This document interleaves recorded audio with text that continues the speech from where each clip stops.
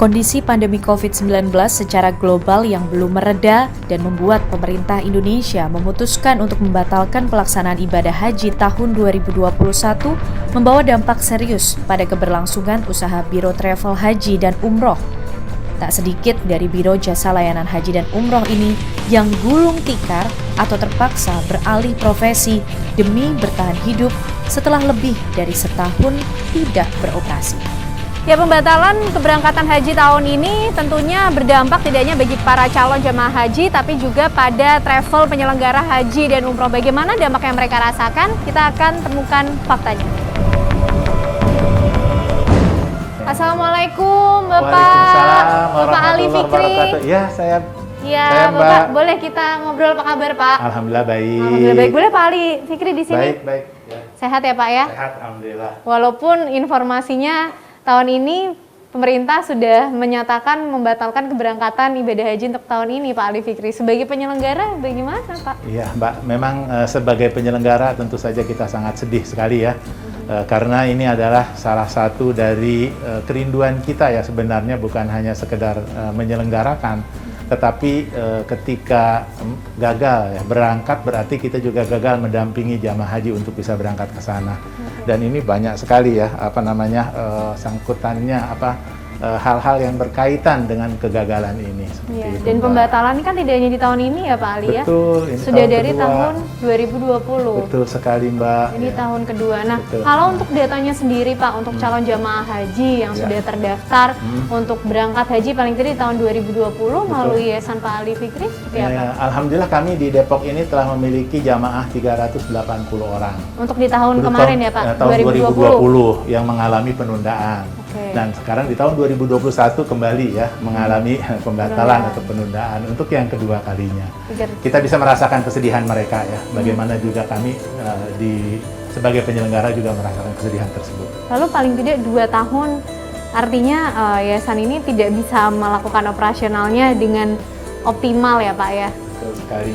Bagaimana kemudian yayasan menghadapi ini, Pak Ali Fikri? Ya, yang pertama tentu saja karena kami ini adalah sebuah yayasan dan memiliki beberapa unit usaha, ya diantaranya kami juga memiliki pendidikan yang selama ini pendidikan kami juga memberikan subsidi kepada mereka. Maka untuk tahun ini terpaksa hal tersebut bisa kami hentikan terlebih dahulu. Yang kedua, kami tentu saja melakukan upaya, ya, apapun yang bisa kami lakukan, Dan upaya-upaya tersebut alhamdulillah bisa membuat kantor ini tetap berjalan dan teman-teman masih tetap bekerja seperti biasa. Ada juga Pak informasi teman-teman yang kemudian harus gulung tikar menutup usaha mereka dengan ketidakpastian 2 tahun ini? Ya, bukan ada, tapi banyak ya Mbak ya. Banyak. Karena memang usaha jasa haji dan umroh ini kan memerlukan biaya yang besar. Banyak teman-teman yang kantornya pun masih ngontrak. Terus juga beberapa pembiayaan kadang mereka ambil untuk tiket dan juga untuk beberapa keperluan yang lainnya, baik hotel, catering, sehingga mereka mengambil pembiayaan dari perbankan. Nah, ketika 2 tahun ini tidak ada pemberangkatan, baik umroh maupun haji, bisa dibayangkan dari mana mereka akan mengangsur dana-dana tersebut. Baik angsuran misalnya ruko tempat kantor di mana dia bekerja, yang berikutnya adalah tentang tiket pesawatnya. Apalagi sekarang kita dengar beberapa tiket pesawat kan banyak yang juga tidak bisa di-refund, hanya bisa alihkan tujuannya, tapi refund tidak bisa ya. Itu kan sangat menyulitkan di tengah suasana seperti ini. Kita butuh dana segar gitu ya, tapi dana tidak bisa di-refund. Seperti itu. Ya wajar kalau ada teman-teman yang saat ini di grup-grup kami itu ada yang ingin menjual travelnya. Sedih kita sebenarnya, kan mengurus travel itu kan bukan hal yang mudah. Untuk bisa mendapatkan izin itu kan bertahun-tahun.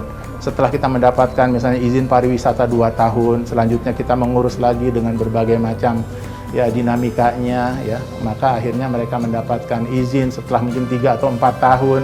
Nah, tapi ternyata pas baru dapat izin terkena kondisi pandemi seperti ini. 1,5 tahun pandemi COVID-19 ini memang benar-benar sekuat itu memberikan efek dari begitu banyak perjalanan para penyelenggara travel haji dan umroh. Betul sekali Mbak. Kalau dikalkulasi Pak Ali Fikri, pasti kerugian juga cukup banyak yang dirasakan dengan adanya hal ini. Kalau kita bicara kerugian, kadang menambah sedih nih Mbak ya, karena kita menghitungnya kadang per bulan ya, operasional kita.